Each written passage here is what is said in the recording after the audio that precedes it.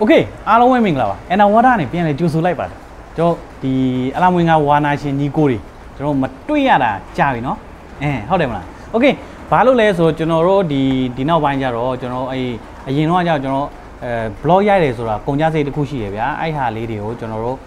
အိတ်ဆိုင်ရိုက်ရင်နဲ့ကျွန်တော်တို့ budget တွေကအရန်ထိတယ်ပေါ့เนาะပြီးတော့ဒီ blog ကနေဝင်တဲ့ဝင်ငွေတွေကလည်းကျွန်တော်တို့နည်းတယ်ဗျာပြောရရင်အရန်နည်းတယ်နေတဲ့အတွက်ကြောင့်ကျွန်တော်တို့နောက်ပိုင်းကျတော့ blog တွေရိုက်တာနည်းနည်းကျဲသွားတယ်ဒီအဓိက motivation တွေလည်းနည်းအောက်သွားတဲ့ချိန်လေးဖြစ်တယ်ပေါ့နော် Okay ဒါပေမဲ့ကျွန်တော်တို့ budget နည်းနည်းနဲ့လည်းရိုက်လို့ရမယ်ပြီးတော့ကြားထဲမှာလည်းကျွန်တော်ပတ်စံကိုစုပြီးတော့ဒီအရင်တော့အတိုင်းပဲကျွန်တော်တို့ blog လေးတွေ data လေးရိုက်ပြီးတော့မယ်ပေါ့နော်အခုကတော့ကျွန်တော် motivation တွေရောအရင်တက်ကြွနေချိန်ဖြစ်နေတယ်ပေါ့ဗျာ Okay ဒီနေ့ကျွန်တော်ဘာအကြောင်းရိုက်မလဲဆိုကျွန်တော်ဒီနောက်ပိုင်းကျရင်ကျွန်တော်ဒီအလှမွေငါဝါနာရှင်တွေအနေနဲ့ကျွန်တော်တုံးနေတဲ့ပစ္စည်းတွေကဝယ်ရောင်းမဝယ်မှာမဖြစ်အောင်ပေါ့နော်ကျွန်တော်ဒီဟာကောင်းလားဒီဟာမကောင်းလားဆိုတော့ product review တွေကိုကျွန်တော်စိတ်လေးရိုက်ပေးမယ်ဥပမာတစ်ပတ်နှစ်ပုတ်လောက်ဖြစ်တစ်ပတ်တစ်ပုတ်လောက်ဖြစ်ပေါ့နော်စိတ်လေးရိုက်ပေးမယ်ပေါ့နော် Okay ဒီနေ့ကျွန်တော် review လုပ်ပေးမယ်ပစ္စည်းကတော့130 full timer ဆိုတဲ့အစာကျွေး auto အစာကျွေးဆက်လေးပဲဖြစ်ပါတယ်ဒီထဲမှာဘာတွေပါအရင်ပါလဲဆိုတာကျွန်တော်အရင်ဖောက်ပြမှာဖြစ်ပါတယ် Okay ဒီကောင်ကကြတော့ဒီကောင်က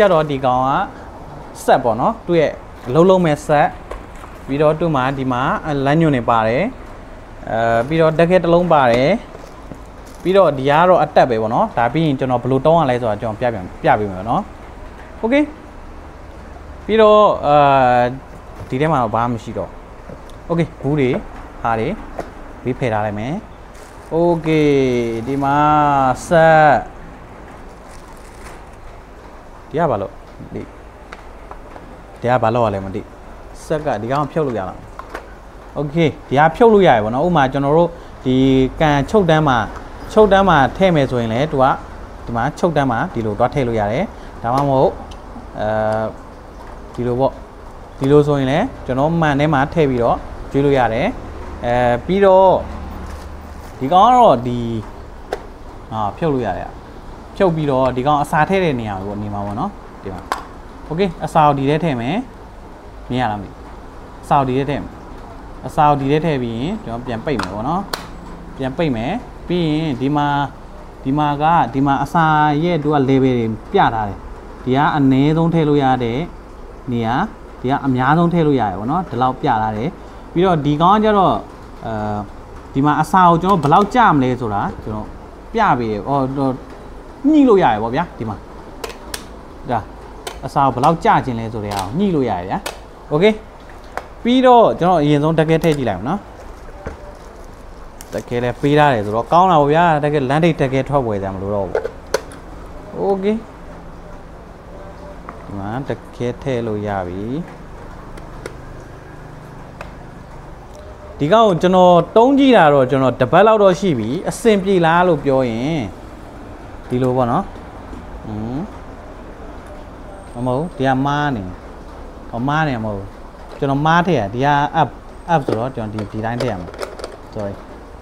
ဒီမှာဒီတိုင်းထည့်ရမှာနော်ဒီတိုင်းထည့်ရမှာ Okay ဟုတ်လားသူကဒီမှာပေါ့ဥပမာကျွန်တော်တို့ကကြတော့သူကဘလို့အလုပ်လုပ်လဲဆိုတော့ပြောပြမယ်ဗျာဒီမှာကြတော့ကျွန်တော်ဒီမှာ manual ဆိုတဲ့အားရှိရယ်တွေ့လား manual ဆိုတဲ့အားရှိရယ်အဲ့ကောင်ကိုဥပမာကျွန်တော်တို့ကပုံမှန်အားဖြင့်ကျွန်တော်အချိန်နဲ့မကြွေးချင်ကျွန်တော်အခုချက်ချင်းကြွေးချင်တယ်ဆိုရင်ဒီကောင်ကိုတစ်ချက်လှည့်လိုက်ရင်ရတယ်ဒီမှာအစိမ်းလေးတွေ့လားအစိမ်းလေးတစ်ချက်လှည့်လိုက်ရင်ရတယ်ဗျာတွေ့လားအဲ့လိုမဟုတ်ဘူးကျွန်တော်တိုင်မာနဲ့ကြွေးချင်တယ်ဆိုရင်ဒီကောင်ကိုကျွန်တော်တို့ကဒီကနိုင်ပြီပေါ့နော်မြင်ရလားမလဲရှေ့နဲ့တိုးဝိုင်းရမှာ Okay အဲ့ဆိုရင်ဒီရှေ့မှာပဲလာပြတော့ Okay ဒီကောင်ကနိုင်ပေါ့နော်ဟိုသူကပုံမှန်ဒီကောင်နိုင်တစ်လုံးလိုပဲကျွန်တော်နိုင်ချိန်ပေးရမှာဗျာဒီလားဥပမာအခုကဒီဟာကျတော့နိုင်လက်တန်ဒီကောင် second လက်တန်ဒီကောင်နိုင်လက်တန်ဒီကောင် second လက်တန်ပေါ့နော်ဥပမာအခုကဘယ်နှစ်နိုင်ထိုးနေပြီလဲဆိုရင်ကျွန်တော်အကောင်းစားကာစီယောကနေ9နိုင်နဲ့5မိနစ်ပေါ့နော်9နိုင်နဲ့5မိနစ်ဒီကောင်လှည့်ရမှာဒီမှာခွန်ပေါ့နော်ဒီကောင်လှည့်ရမှာ Okay ဒီကောင်လဲရမှာနော်အရင်ဆုံးကျွန်တော်ဒီဆက်တုံးမယ်ဆိုတာနဲ့ကျွန်တော်ဘာရင်လောက်ရမလဲဆိုတော့ကျွန်တော်ချိန်ရမယ်နိုင်ချိန်ရမယ်ပေါ့နော်ဒီမှာ9နာရီ5မိနစ်ဆိုတော့9နာရီမှာပဲထားလိုက်ကျွန်တော်မိနစ်တွေတော့ကြည့်လို့မရဘူးပေါ့နော်ဥပမာအခုနကျွန်တော်ပြောခဲ့တဲ့ဒီကောင်အတက်ဆိုတာဒီကောင်အစာကိုကျွန်တော်ဘယ်နှချိန်ကျွေးခြင်းလဲဆိုတာဒီကဘယ်နှခုရှိလဲဆိုတဲ့အပေါ်မူတည်တယ်ပေါ့နော်ဘယ်လိုကျွေးရမလဲဆိုရင်ကျွန်တော်ပြမယ်ဒီကောင်ကိုထည့်လိုက်မယ်နော်ထည့်လိုက်โอเคဥပမာကျွန်တော်တို့ကဒီမှာ9နာရီခွဲမှာကျွေးခြင်းတယ်ပေါ့9နာရီခွဲမှာကျွေးခြင်းဒီမှာဗျာဒီမှာတွေ့လား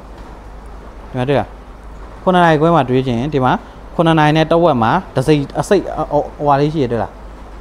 အဲ့ဒါကိုကျွန်တော်ဒီဟာလေးထည့်ပေးရမယ်နားတယ်နော်ဥပမာကျွန်တော်ဒီမှာဒီကတော့နိုင်ဝက်လောက်စောင့်အောင်ပါဗောနော်ဒါပေမဲ့မစောင့်ခြင်းဒီမှာဒီဘယ်လိုအလုပ်လုပ်လဲဆိုတာသိခြင်းဒီမှာတင်ပြကျွန်တော်9နာရီဒီဟာလှည့်ပြလိုက်မယ်နော်ဒီမှာ9နာရီလောက်ရင်ဒီမှာဟောတဲ့လားအလုပ်လုပ်တဲ့လားအတွက်နိုင်ပဲဗျာတဲ့လားဥပမာကျွန်တော်တို့က9နာရီမှာတစ်ချိန်ကျွေးမယ်ပြီးတော့19နာရီည9နာရီမှာနောက်တစ်ချိန်ကျွေးမယ်ဆိုရင်ဒီမှာနောက်ထပ်တစ်ခုထပ်တက်လိုက်လို့ရတယ်ဗောဗျာအဲဆို2ချိန်ပေါ့ဥပမာလေးဘယ်နှချိန်ကျွေးခြင်းလဲဆိုတဲ့ပုံမူတည်ပြီးတော့ဒီကောင်လေးတွေထည့်ရမယ်ပေါ့ဘယ်နှချိန်ကျွေးခြင်းလဲဆိုတော့မူတည်ပြီးတော့โอเคဒီနေ့ဆိုရင်တော့ကျွန်တော်ဒီဆက်လေးကိုကျွန်တော်ဘလို့အသုံးပြုရလဲreview လေးကိုနည်းနည်းပါးရိုက်ပြတာဖြစ်ပါတယ်ပေါ့နော်ကျွန်တော်တုံးနေတဲ့ review တုံးနေတဲ့ video လေးလည်းကျွန်တော် video နောက်မှာထည့်ပေးပါမယ်โอเคတကယ်လို့မရှင်းဘူးဆိုရင်ကျွန်တော် comment မှာ